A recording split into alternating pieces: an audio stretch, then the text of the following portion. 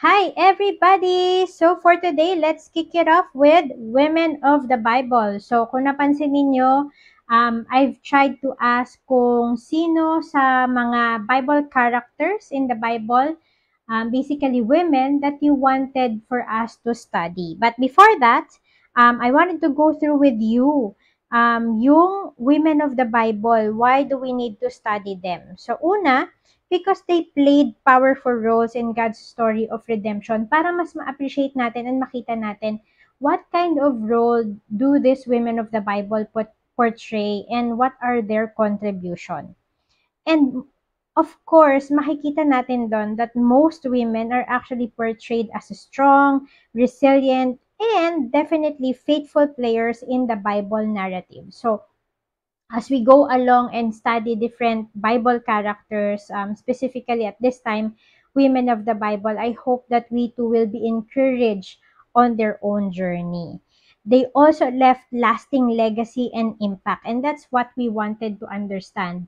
Anong klaseng impact were they able to, give to these people that they journey alongside with them? Also, they were able to inspire and empower others, not just the people that they interacted way in the past, but of course, tayo din, especially tayo that intentionally will study different characters, women characters in the Bible.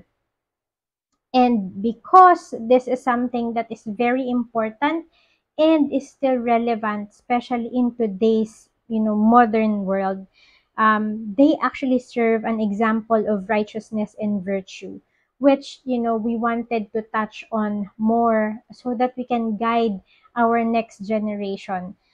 Marami tayong maririnig, di ba, that these are obsolete, hindi na siya significant sa mga buhay natin ngayon. But I don't believe that. It's contrary to, what I have seen upon walking with these women, the good things that we can actually learn from them and we can apply so that we can help those young women out there para maprotektahan yung sarili nila and para mas maintindihan nila kung ano yung value nila dito sa mundo. And of course, they encountered transformative encounters with God. So because they have encounters with God that transform their characters, I also would want us to have the same while we journey on Bible journaling and studying the life of these women. And with that, I hope that after learning more about their characters, their lives, and learning more about their journey with God, that we too will be able to be encouraged in embracing our unique callings and as well as our gifting. So, ano nga ba yung godly woman, 'di ba? Ang godly woman is what? It says in Proverbs 31, charm is deceptive, beauty is fleeting, but a woman who fears the Lord is to be praised. So that is a godly woman. The godly woman is the one who fears the Lord because, as we know, fear of God is where wisdom flows and where knowledge flows as well. So here we go. Let's start with the first woman of the Bible. This is the first one that I selected. Um, it's not in the poll voting na I ask on our page, but I just feel that it might be good to start with this woman because all of us inherited a big gift because of the courage of her standing for her unique calling and embracing the gift that God has given her. And here we go. Who is our first woman of the Bible? Mary of Nazareth. So you will find the Bible verse in Luke chapter 1 verses 26 up to verse 33 that pertains to the story of Mary of Nazareth. Yan. So before we go to that, I just wanted to thank Cat Creates Illustration for providing this wonderful sticker that I feel is very relatable doon sa situation of who Mary is. So if you can see here, she's actually in her bridal dress, merong sing-sing dito, the shoes, the flowers, the invitation, etc. Because we know that Mary is actually already betrothed to Joseph. So before we deep dive on it, let's go through some of the notes that I was able to gather while I was reading the Bible about Mary's life. So who is Mary of Nazareth? She is the mother of Jesus, our Savior. And she gave birth to our Savior when she was only a teenager. Yes, bata pa talaga si Mary at that time. And historically, if you wanted to go further and understand more of her situation and the culture at that time, um, we know at that time women are actually being given into marriage at an early age. So, Angel Gabriel told her about her unique role, and though it is a bit frightening, she bravely embraced her calling. So, we know that Mary was able to give birth to Jesus Christ, and that's why we know that although the situation is a bit frightening, syempre, ano ka pa lang, 'di ba? Teenager ka pa lang and you're actually betrothed already, and an angel told you that you will actually be pregnant and you will carry the savior of the world. So I can only imagine parang very overwhelming siya na maiisip mo parang una sa lahat an angel showed upon in your presence and delivered this message, right? So doon pa lang parang overwhelming na siya. Iisipin mo agad parang, is this true? Totoo ba to? Nananaginip ba ako? Is this reality? Right? And then second, pag nag-sink in na sa'yo yung message, then you will, your eyes will be open with a lot of realities. But, okay, here we go. The next information that I was able to gather was she was promised in marriage to Joseph, and Joseph was actually part of David's lineage. So King David's lineage si David. And then here, ito yung deliver na message kay Mary ng angel. So angel said to Mary, "You are honored very much. You are a favored woman. The Lord is with you. You are chosen from among many women." Ayan. So makikita nyo dito, the angel was actually telling Mary that you are highly favored, you are honored because you are the one being chosen, right? But there was nothing in there that would say you are chosen because, right? But you are chosen, period, right? So here are the things that I actually listed upon, after reading through it and learning through it and just putting myself into the shoes of Mary and understanding the cultural and traditional um, temperature at that time nung panahon ni Mary. So, ano-ano kaya yung mga challenges na nag-sink in sa kanya when, after this news or message was delivered to her? So, una, understanding that her situation is that she is a virgin betrothed to be married. So engaged na siya kay Joseph. And she is a virgin.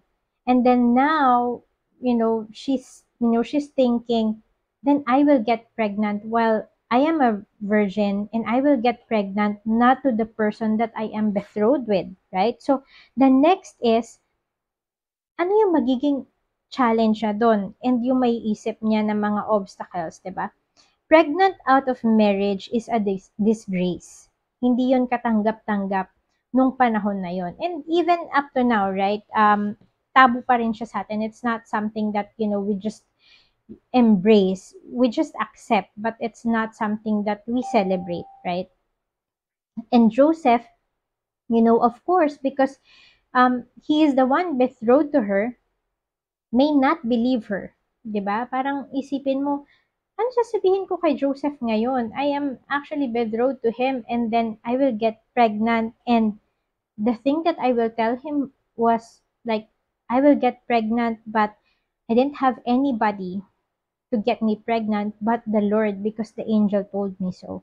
So, pag inisip mo yun, 'di ba? Um, paniniwalaan kaya ako ni Joseph. And not only that, at that time, not, women are not highly favored by the society in terms of testimony or in terms of the things that they are saying, because women are not being celebrated equally as of with the men. Even now, actually, most of the Middle Eastern country, hindi pa talaga pantay ang women sa men, right? So, if up to now ganun pa rin, what more during the time of Mary? So, definitely, isa yun sa mga problems na makikita niya, 'di ba? Parang who would believe her if she will tell these people that, I'm gonna be pregnant, or I am pregnant and I am carrying the child that I am carrying is the Savior, is the Messiah. And the only person that knows that is her, because she's the only one who talked to the angel. And if a woman who is not being celebrated in the society would tell her, that would be a big problem, right? Kasi hindi ganun ka-accepted ang woman sa society. However, even though there are a lot of that challenges, the highlights that I have listed here are the ones that we can celebrate with Mary, and we can hopefully be encouraged with the courage that she has and the strength to stand up for what God has done in her life. So una, Mary was favored by God. Her selection was not by her doing. Like, hindi yun dahil mabait siya, hindi dahil she's walking faithfully with God. It was nothing like that. There was nothing said about her.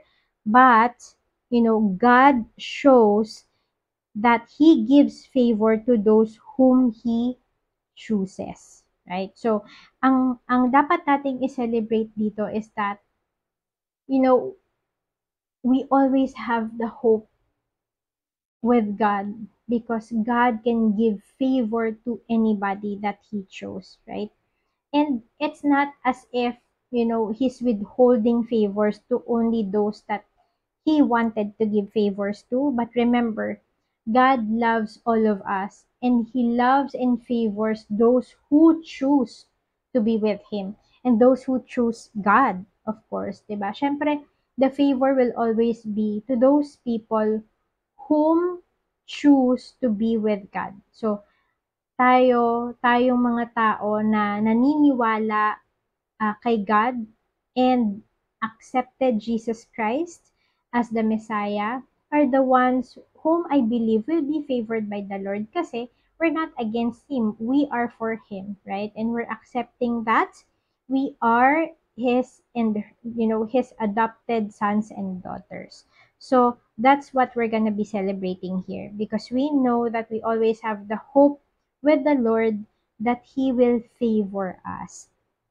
Next is, we are to celebrate Mary's obedience despite of cultural or religious concerns, right? Kasi at that time, sinabi ko nga sa inyo, 'di ba, yung temperature of the culture and tradition during that time, women are not being celebrated. And so with this kind of, role that Mary has to play, her obedience has to be celebrated, because even though she knew kung ano yung pwedeng mangyari sa kanya, she accepted it faithfully. And, she decided that God will be with her all throughout, because the Lord was the one who chose her, right? And because of her obedience, she gave a tremendous contribution to us all, because she was able to bring forth our Messiah. And because she embraced her calling, we can now see how God protected and provided all that they need, because she carried God's will and purpose for her life. And because of how she obeyed, and because she obeyed, right? We have seen that although there are many times that, she could have lost Joseph, but God make sure that Joseph will know that it is the Messiah, that is being carried by Mary, right? And that Joseph will also know the things that he has to do whenever they have to, move out of town, go to a different country, etc., etc.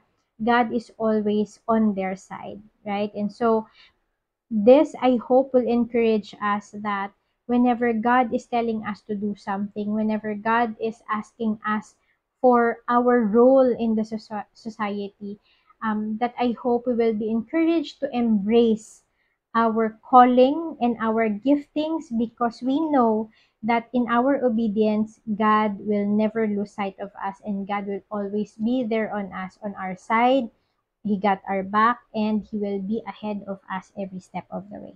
So I hope that you learned something. And if you have a specific women of the Bible that you wanted us to um, touch with on our next video, please feel free to vote on the poll, and I'll see you again next time.